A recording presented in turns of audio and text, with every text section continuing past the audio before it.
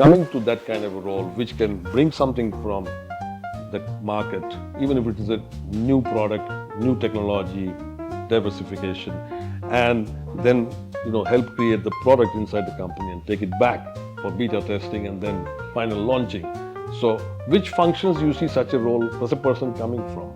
Most important things that we'll have to do it in a more focused manner would be to involve them in all the growth plans that we have. Provide them the comfort space where they can voice out their challenges. We have cross-department meetings. What we do is if every week we have different production lines, the relevant person from every department. So we've got that communication going on a very regular.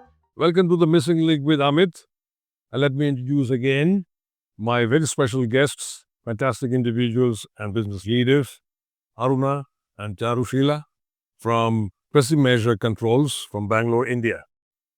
So hi Aruna, hi Charu. The last episode about what brought you where you are was interesting, and I hope it was also interesting for our viewers. So today, as the grand finale of our season 2, where we had the theme of growth, we went through hindrances to growth, and then covered the legacy leadership.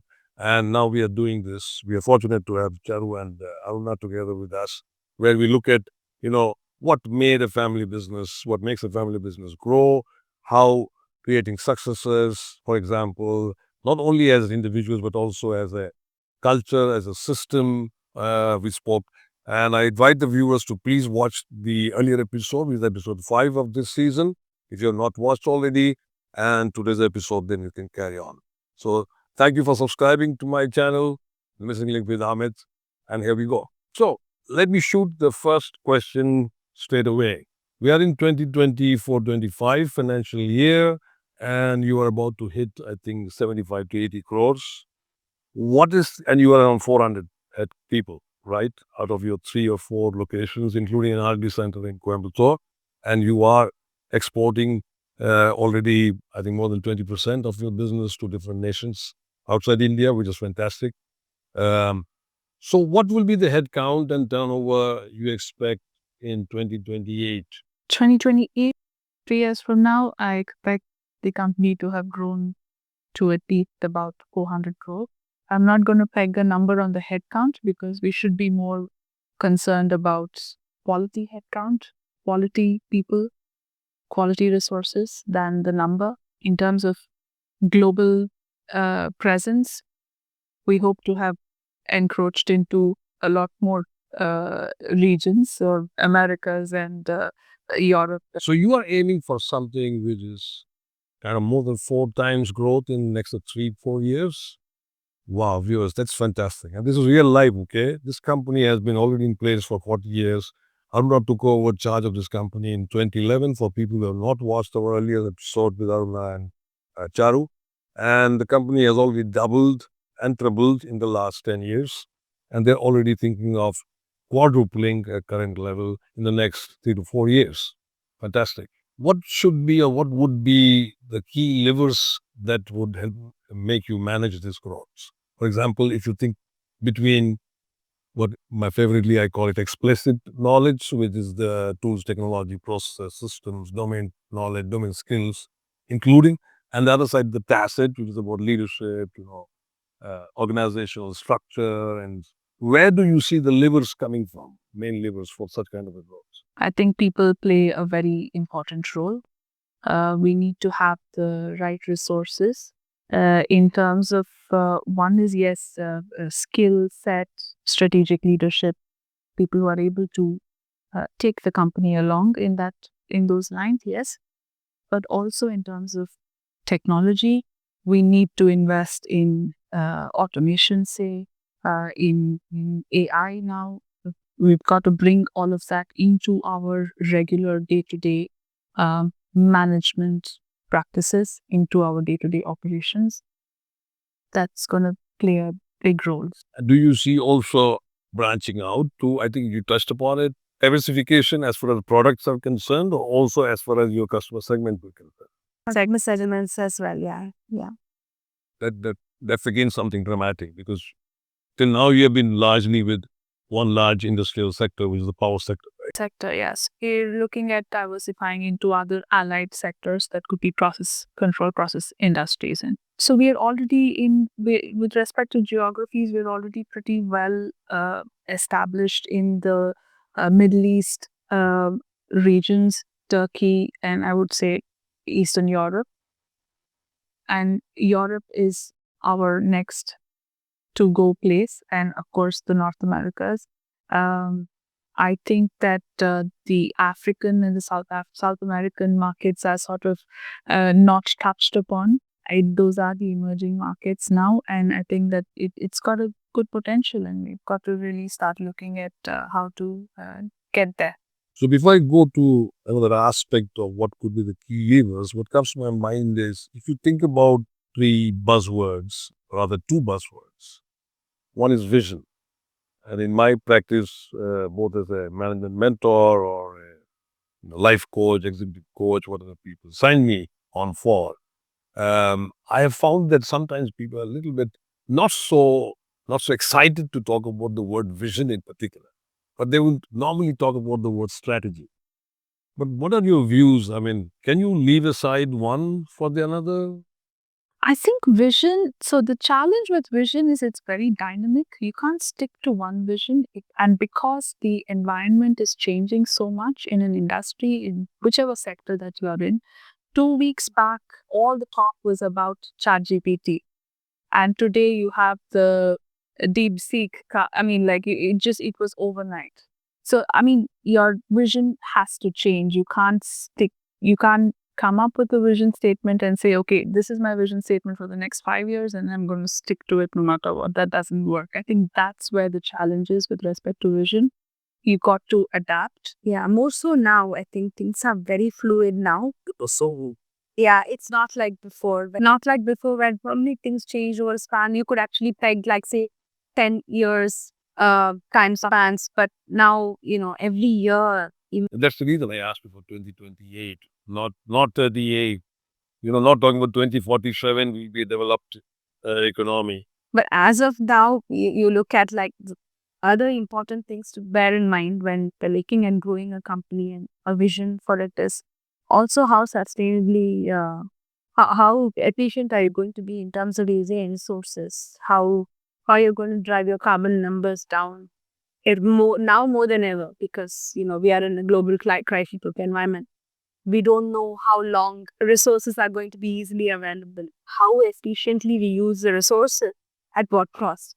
And then it all comes back to the numbers. How efficiently the company grows will all depend upon how efficiently we use the resources. So that also, I think, is one very important aspect. As we are, we have the vision for the growth of the company, this will be very important. Yeah. But I come back to the point that what comes first? Is it vision or strategy? I would place strategy slightly higher than. But then develop the strategy without the vision. My question is, without first having a vision, and I completely agree with the point that you said that vision has to be continuously, it's dynamic. We have to keep on, you're looking at different shifts and changes, and we have to. But the point is, if I change the vision, probably have to change the strategy too. But can we have strategy without having a vision? No, that's not possible. I think you have to have vision. That's your direction. But I feel that a lot of companies pay too much attention to vision and don't give enough attention to strategy. So in that sense, I mean, yeah, you've got your vision, but you've got to place more importance to the strategy, because if you say vision is dynamic, strategy is even more dynamic. Vision could change from 1 year, maybe 1.5 years, 18 months time frame. Your vision you may want to revisit your vision. Your strategies change on a monthly basis. Vision changes. If you say a vision changes over, let's say, about 12 to 18 months time, you invariably have to revisit your vision statement.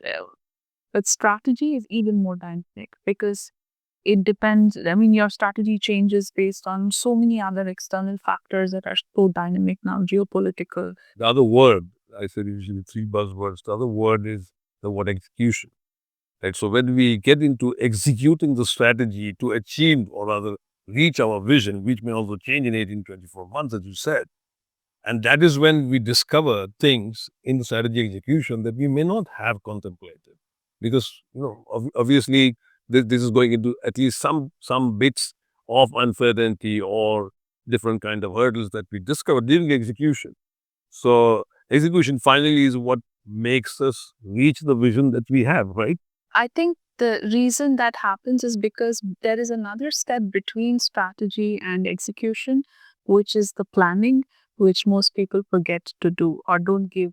Like if you give your vision statement, 60% of important strategy gets like say 20%, and planning gets even lesser than or nothing. And the other thing is the timeline, right? Because execution is time bound. You can't take too long because then you would have lost the train, missed the train, right? Missed the opportunity. So vision strategy to that extent is also time bound. Whatever you do, however flamboyant your vision or your even extremely dramatic a strategy may be, but it's not time bound to the execution and you execute on time, then you lose the plot. So again, it is all interlinked. It's a always revisiting. Like I think one has to be always very aware of all these three. And particularly on the watch out for looking at what change is happening. It's like the old fashioned, ships there is to have this guy on the high mast who's just watching. You said it. So the execution for sure is about resource planning, including time, costs, people, etc. But then I come back to about what key levers of growth you see to achieve your vision of 400 crores by 2028 financial year. Do you see that the organizational structure that you have today also needs to be changed, evolved, developed, whatever, for achieve? And if so, what kind of change you foresee that you require? In terms of organization, we need to strike a balance between a very well defined organizational structure and a very lean organization structure. Because the more defined the organization structure gets, then it become you're operating in silos. Then there's communication between departments becomes a challenge, which we are already seeing. So then you've got to bring in more agile, more lean loss function, lean systems. That. So I think that is going to be a challenge in terms of establishing that sort of an organization where people are able to talk to each other seamlessly but at the same time, there are departmental structures because every department needs a strategic, lead, a manager who can drive the department's focus, right? So again, I always will come back to systems because systems need to be, we must have systems established that can handle that sort of an organization that can handle those kind of people, the number of people, how many ever they are, different locations, geographic location. It may be, right now we are only in India. We will soon be in these in different locations. So if your organization structure cannot handle, if you're going to make it so elaborate and so complex that they are not talking to each other, then you're not going to get to your growth numbers. So In your current organizational structure form as it is, which is probably appropriate for what you're doing now, but may not be appropriate to grow fourfolds in 3 years or 4 years' time, do you see that you will need both functional leaders and strategic leaders? By functional leaders, I mean you're managing functional silo departments. Okay. Yes, you said they're required for sure. And by strategic leaders, I mean who are seeing everything through the lens of the company, maybe from the overall strategy point of view, including that the vision is beckoning them. So motivated by the vision, okay. And then they are owners of the strategy, but on a company level. So that's what some may say, so-called top management in a typical corporate. And I know you have spent time in corporates before you took over the company many years back already. Just to use those because our viewers come from different kind of organizational dynamics. So do you see that you will need both functional leaders and strategic leaders, okay, to make this growth forward. Yes, the ideal situation would be the person plays both roles, which is a challenge because if you're a functional leader, you can't really get out of that jacket and go into a strategic leader mode. It is difficult, but it is possible because as entrepreneurs, that's what we are. We play the dual role. So I know it's possible. It's just getting your management, your managerial level employee staff to come up come up to that level and give them the right resources because that would be the best solution. The real-time practice is exactly what you want to have, but it's not that, as you know, that you said it's a challenge. The real-time practice is that your costs simply go up because you need functional leaders for sure. Otherwise, it's like oxygen. You cannot run a business without the functions or departments, right? Which takes care of that department of functions, both domain knowledge, scale, system, processes, etc., and technology, even for example. But then to make your vision successful and to execute your strategy, you also need. Now, you both are for sure the strategic leaders. But when you grow 4 times in 3 to 4 years, one of the resources that obviously will be great demand and maybe in paucity is your own time. So that's why my question is, do you see the need for strategic leaders? You said, yes, it would be wonderful to have both the functional leaders also doubling up as like typically you form a management team of functional leaders. I've gone through that in my time, but I completely agree. It's not easy. So how would you go about it? How would you make functional leaders also strategic leaders? Otherwise, your cost just simply triples. Because every strategic leader over and above a functional leader costs twice. Like we said earlier, we always look to our own existing me to see who has got that extra capacity. And so we would first look at exploring, giving the opportunity to our existing team to grow in the bigger role while somebody it's literally like somebody else comes up the ladder to fill in. And so we are always giving boosting up, and there's somebody else coming in and joining in there. So we would give that opportunity first. And a lot of times that works because they already know how everything works. They know the system. I completely agree to what you said, but at least I think what Aruna touched upon about the difficulty of making, and from my experience, is that see, up to the functional leaders, development is kind of relatively linear. You're still dealing with the same functional domain, etc., and the experience makes you probably makes it easier for you to take decisions, including about investment for the future and all that, because it is still about that function. But the moment we talk about this strategic leadership, which is about the company, which you both are, and if you had to now delegate like your father did in the old times, so or develop that, because to grow fourfold, your time is staying, you can't sleep more than, you can't stay awake more than whatever you are awake normally. Today, you never have, don't have more than 24 hours in a day, including your sleeping time. That shift from particularly a functional leader to a strategic leader or plus, which is what we would ideally want, is how would you go about it? What do you think you have to do as the business leaders or the company leaders to do so that it happens? I think the most important aspect in that is to be inclusive and bring in the managers as your functional manager into the scope of building your strategy. The minute they are involved in this in vision statement, I can say, okay, this is my vision. I want to do 400 crores. I want to get into these sectors, and I want to be in these geographies. Fine, that's your vision or whatever it is, right? But how do you get there? If you're going to be doing the strategy building and then give directives to the others, that's not going to work. You've got to bring in, and they know the job. I'm very confident that people who are actually doing the job of building whatever product, they can come up with really good strategies to take that. Objective.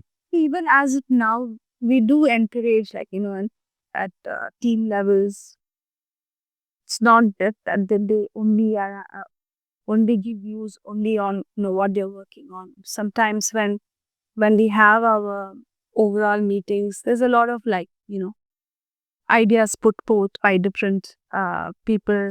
So for small companies, I think one good way to start is when you are having your annual targets, say for example your KPIs or whatever your annual targets are, instead of the management setting the target and issuing it to the departments below, get the departments to tell you what the targets should be, what they can do, how much more they can do. That's what we do. So my sales numbers, I don't decide that I want to do this. I tell them, tell me what, okay, you've achieved so much this year.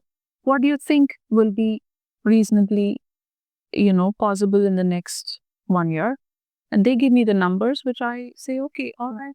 So and even the production similarly. I mean, you have to meet, whatever the sales targets are, the production has to meet that. So even the production, if our capacity is this much, then we put it back to them. Say, okay, what can we do? What help do you need from us? But to meet these targets, what do you need to do? I want to actually kind of leave this question for our viewers. How many of you are able to do this or doing this, either as the functional, or sorry, as business leaders or executives in your own domain or your functions or company, that you are asking your next level to come up with what should be the target? Okay. And two is, how many of you have been done this, that your management has asked you that you come up with targets and then reflect on this, what has been your experience? Has it been about success? Has it been about more stress? Just experience this. I come back to now Aruna and Charu again. Okay, great, wonderful. So I want you to kind of go a little bit more laser thin on this overall topic of growth key levers, etc. for growth.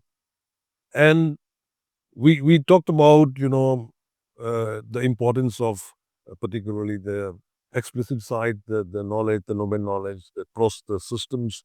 We also talked about geographic markets that you have to diversify in, and we also touched upon a little bit of organizational structure, about functional leaders versus strategic leaders, how to develop functional leaders into strategic leaders, which is fantastic. But I would like you to want to even raise a sharper, view and think about three major roles which you see going forward to fourfold increase in, so let me say, 4 years. That's already stupendous anyway. Okay. Three major roles that you see have to be developed which don't exist today. One would be a dedicated resource to oversee training, just to oversee what training is required, what kind of knowledge, skill, whatever it is that is required for the people. And it's not just enough that you've given the training, you also have to see whether it's effectively being put to use. So you need somebody to actually sit down to monitor all of that and then evaluate the outcome. Just hold on before you go to the second role. This is so important and significant what you said, because even again, my role as a coach, I find the biggest difference between trainer and the coach is the coach actually hands-hold the execution. Okay. Whereas the trainer comes, trains you. Well, it's like going to driving school and learning to drive. But before you start practicing your driving, you can't even think that you have the a call coming on your mobile phone and you want to address it. You keep on driving like that, right? So that's the difference. I mean, training to actually create value needs hand holding. So the head of training, what you say, and okay, from my point of view, please also use the word coaching, because you are the coaches today. You are the coaches. Yeah. So what is the second role? Second role, I think, is I'm a big systems person, so I'll keep coming back to this, right? Systems are very important. But what happens is, as the organization evolves, your problems evolve, your systems need to change. So you need somebody to be overseeing that as well, to just ensure that whatever SOPs are in place are relevant to today, are not outdated because of whatever changes. Yeah, everything. So we enforce a certain SOP and it's being followed to the dot, but maybe it's not relevant anymore, or maybe it needs to be tweaked. So you need to review Yeah, 3 kid per son. Yeah, so that's also. I mean, these are the things that we'd like. I mean, to date, we try and do, but we do understand that as the company grows bigger and we've got more pressing issues to look into, that we may not be able to. I'm a greedy man when it comes to growth. So then I will, as we think about the third role, There has to be somebody who's constantly looking at emerging technologies and how to incorporate them into our product line, our service line, whatever it is. So I think that I don't know if many companies do that. Even, I mean, generally that's not. It's expected that the strategy drivers do this. They also look at, but somehow when you're in that strategy building mode, you don't look at what else is happening. It sort of falls by the wayside. you're right. Normally, you don't find it usual that in a official org structure, you see that kind of a role. I used to have in my org structure actually, and people used to really, my friends used to laugh at it, not me, but laugh at it, that I actually had one guy, stone guy, dangling, and I had a business card for him. The role said fringe manager. And this was a very senior guy. It was not somebody who was just a doer. This guy's task was that. He was more on the marketing side, but he was not called marketing. He was not reporting to the head of marketing, for example, or sales. No, he was standing alone. Okay, normally talking to me. Spending we used to take a lot of time. And that's where this so-called, whether you call it, emergent markets, emergent technology, emergent customer needs, because even with the same customer, there could be possibility to increase your value proposition, for example. For which you may have to go into like diversification. I mean, we have at least about 8, 10 products in our offering in our portfolio that have just come out because of some point that was raised by one of our customers during a customer meet that this was their pay requirement. Pain point more than requirement, because they don't know that that's their requirement.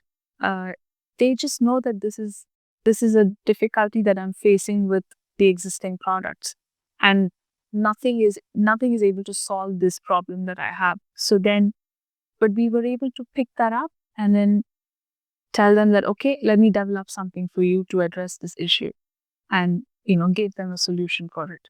So I think that is what that's a very important role. Yes, mostly it's the marketing guys who do that, but then I think that it would really go a long way if you have a role like your fringe manager who can be the bridge between marketing and the engineering and the QC and the production to sort of bring it all together into a defined. Since you mentioned the marketing manager, I hope my last one is still active somewhere, and he will remember those conversations and what we did. And I think we did some nice stuff. But if you go by the definition coming from age-old marketing, I think that's still the book of reference, Philip Kotler's 1960s, it was written, right? And in marketing, you still have such roles actually kind of a little bit defined, even from those days. Of course, this was a more industrialized America, and now we are industrializing. So, okay, so I come to this point that, thinking dramatic growth as vision and then building the strategy, executing the strategy, creating organization, identifying key role players for not only just executing the last one that we talked about is not just executing strategy, it's actually being more watch out for what should be changed, even in the vision, like you said in the beginning, both of you, and also in the strategy. Okay. Uh, Obviously, we should also think about what can go wrong. What do you see as risk?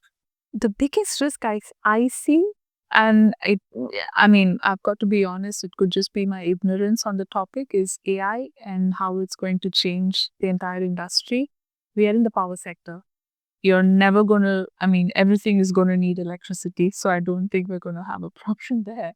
But in terms of getting resources, say, if people start moving into AI related jobs, we're already seeing a dearth of software engineers for core programming. The challenge is not in terms of whether you're going to have space to sell the products. I think that's given. But I think in terms of resources, I mean, everybody I think is a bit nervous about how that's going to where that's going to shape into. Our concern is also on how the environment is changing, the climate change, the resources, natural resources. I mean, not the manpower resources, but I'm talking about generally how much we use of the natural resources to conduct our business, to manufacture. We should be getting more and more lean in that manner. Because if industries conduct business the way they're conducting it now and don't change or make it more lean, not very great for the environment. We do not know how the environment, how Earth is going to be, so we have to be, yes, power and generally everything, right? To running your, I mean, it could be any industry. I'm not just talking about my industry. So just running, like you've got big facilities to maintain the facility, to employ that many people, to run the entire production line, so many things. And then how can you cut down your carbon use on every little aspect? Yes, we'll have to grow, we'll have to expand, we probably have to move into larger facilities. What you're saying through the lens of a P&L, right? So you would look at probably those different line items, the cost line items, and see essentially you are talking about driving efficiency wherever it's possible, and that too a little ahead of the curve. Not following others, but rather doing it on your own. What can be, it's not about cutting people and all that, or cutting costs of an individual work, man. It's about not having something and innovating the process or the system to be able to still perform without having that particular cost. Because right now it's all about just compliance to whatever environmental protocol that any government body puts on us, or it's always about just complying, just enough to meet the requirement. Nobody is looking at actually genuinely, I mean, if right now if you have to look at that, there is a huge cost involved to it. So only very big companies actually put aside probably uh, But it's also the big companies we consume the most. No? So I think that will be our challenge. I don't think it's impossible. I think even medium scale industries can look at how to cut down the energy use in most innovative ways in our own capacity. And I think that will be a challenge and we should take that seriously. I absolutely can see how the significance of what you are saying, but I would like you to bring you also back to what could go wrong as risks, and point out as, for example, when you're talking about diversification, products or technology, when you're looking at diversification or growing in those geographical territories. Honestly, there are a lot of risks that are there for any industry. If you don't have challenges, if you don't have those what could go wrongs, I don't think you're going to innovate yourself. So I think there are a lot of areas. Like I said, the geopolitical situation is changing, environmental situation is changing, technologies are changing. So we got to keep adapting, which we will do. The one thing that could really deter us from growing is if we lose our strategic way of thinking. Or let's say, if we don't get our people to start thinking strategically. So I think that's a bigger risk than whatever, challenges. Yes, these are all external issues. Whatever, Europe's economy, way beyond our cycle of control. So whether America, US is going to look inward or they're going to open up their economy. That's completely not in my control. So what is in my control is whether whatever challenges that come up, whether my people are able to foresee it, are able to strategize well to overcome the challenges. There comes my next question. Which kind of roles other than both of you see to grow from current level fourfolds in 4 years? Which kind of roles you see that will mitigate such risk? I would say we need more marketing people, of course, to grow the business. But I think, again, operational roles are very important. From an excellence point of view? From a setup point, as in like somebody to take a market requirement, bring it to the company, set it up, build the product, take it out to the market again. Somebody who can oversee that entire cycle.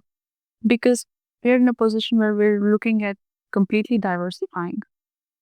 In our own segment, we know the products, we know the requirements, everything. But if it's going to be a new segment, we need the people who can understand that. We are getting into real strategy, and I don't want to miss it. So one more question on that before we shift to another part of it is that, like in any company, your company today, you have production, you have marketing, you have R&D, engineering separately also. So just because that are IT or whatever else is not going to probably do that. The individual may come out of it, I don't say. But yet from these four functions, my question is, which of these four functions, and you mentioned several times, even in our earlier episode, for example, that both of you are very focused on developing people from inside the organization. Do you see people from either marketing or production or engineering or R&D coming to that kind of role, which can bring something from the market, even if it is a new product, new technology, diversification, and then help create the product inside the company and take it back for beta testing and then final launching? So which functions you see such a role as a person coming from? Okay, likelihood I would say is between just the four, I would say would be the production guys, the operation guys. The operation guys, I think because they sort of have more skill with respect to not the engineering guys, because they are very, they work with very different details and very different limits. But the production guys are able to sort of play a dual role of challenges in building the product, because they use the product as well. And also the engine, I mean, they're able to like step into both the engineer's shoes as well as the user. I don't know. I mean, to me, maybe your mom thing. After all, they are supposed to be in touch with the markets and not my production guys. So unless you have somebody who is doing both, or they are two good friends, they spend a lot of time drinking chai or beer or whatever, and then they talk about it. Because in real time, such things happen. I think more important would be, how do you get these four people to communicate, which is an ongoing, and the purchase also. I would say it's more, that's where the challenge is. How do you get the organization structure to be agile enough that everybody is able to seamlessly talk without crosstalk, without missing the point and going in different lanes? How would you ensure having such leaders, strategic leaders? Do you have to ensure it? If you have to grow 4 times in 4 years, you have to ensure it within what? X number of months? What would be the said two top things you would do as the organizational business leaders so that this happens? Most important things that we're already doing, but we'll have to do it in a more focused manner, would be to involve them in all the growth plans that we provide them the comfort space where they can voice out their challenges. And I think so it tends to happen when one is working in one department and you're only looking at your, say, a purchase is just looking at the purchase. And so each department is look at their work. Is what we try and do. Actually, we do that quite a bit, and we should do it more. Is that we have cross department meetings for So what we do is every week we have different production lines. So for each, like we have main instruments here. So for each of those, we have like a cross-department meeting where the relevant person from every department. So we've got that communication going on a very regular. We need to do that more. There is still more room to develop that further. But as we keep doing that more, I feel that, it's not like otherwise what happens is every department has their own challenges. So each man is only going to be thinking about his own problems or his own, see, but when you're having a communication with everybody, one representative from every department, then each person understands the difficulties or the challenges of the other department. So there is a bit of like, okay, There also another, this is the horizontal plane that you talked about, the cross-functional, cross-departmental working muscle. There's, I would put, there is a vertical dimension to it, probably is also important, and I want your views there, which is that they have to also, I think you touched on about it, that when they are also part of the strategy making, right? So the point is that they will think about new products, new dimensions, etc. when they are actually also in the, both ownership of the strategy as well as in the execution of the strategy. Because then you will have, see, this today once in a week thing is more definitely the great thing for the operations to work as per the system, as per the SOPs, and produce consistent, repetitive quality customer experience and delivery.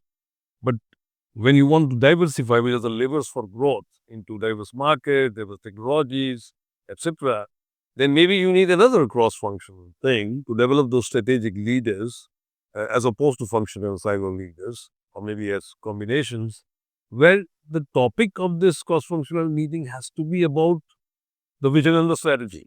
Vision less, but more obviously about the strategy. And then they will start discussing, would you like your company to become a global leader in the business or businesses that you play in or would be playing in? And I would request you to please weigh the words where I'm saying it's different to be a company which is not exporting or go to the next level that is exporting. But to think that I will be a global leader in this line of business, it may be a little bit further pitched, obviously, than 2028. It could be 38, 48, who knows? But that's about strategy planning. Then we know, okay, what is the timeline, like you said in the beginning. But my question is that would you like to be? It may be very premature, okay? But then you are in the business already for a good amount of time. You have experience behind, and you still have a long, long life ahead of you. we already are the global leaders in the industry. I think that statement is a given. I think everybody has to pursue something believing that they will be the best amongst the best. Otherwise, then you're just one among the flock. When I meet people from other countries, and if they talk about the electrical measurement and not technically from your business equipment, I would like them to say, yeah, I know the company, Pressing Measure. To a great extent, it is that, and we are well poised to on that route to become a global leader, because we have been, like, if you look at the way we have our our growth, the path we've taken and how we have developed, we have been exactly doing that slowly and but steadily. So very much believe that it's we will be one day. After this, now 2 episodes, okay, the first one probably was a bit longer because the journey behind you know more, and it has been long enough, 40 years, started by your father, and then you took over Aruna, and then Charu, you joined in a few years back. So my question is, how do you feel? Do you feel a bit heavy? Do you feel excited? Do you feel nervous? I think it's exciting. Yeah, definitely. Because after having spoken, I mean, of course, everything what we have said is in our minds, but that we have put everything into words. Just it has sort of reasserted everything back to us. because you've spoken about it. So with that, we come to the end of our season 2, the theme having been growth. And we also come to the finale with my fantastic guests. Yes, they're also women leaders, not just business leaders. So thank you very much again, Aruna and Charu. Would you like to also share some thoughts with my viewers? Yeah, it has been a wonderful journey so far, and we are looking forward to Present Measure's future. We are very excited, and we wish all the best to all the women entrepreneurs and leaders out there. No, thank you, Charu. I mean, it's very significant, and I think the viewers, both the men and the women, will understand that you are real-time business leaders, and definitely for our women viewers, this should be very encouraging and inspiring. To see that we see different kinds. Who are also sometimes find it very easy to express themselves. Okay. And this is your first time that you came on. You agreed to come on my channel. So again, thank you very much. So viewers, please keep subscribing to my channel, The Missing Link with Amit. Thank you very much. And we value your questions and comments a lot. Thank you.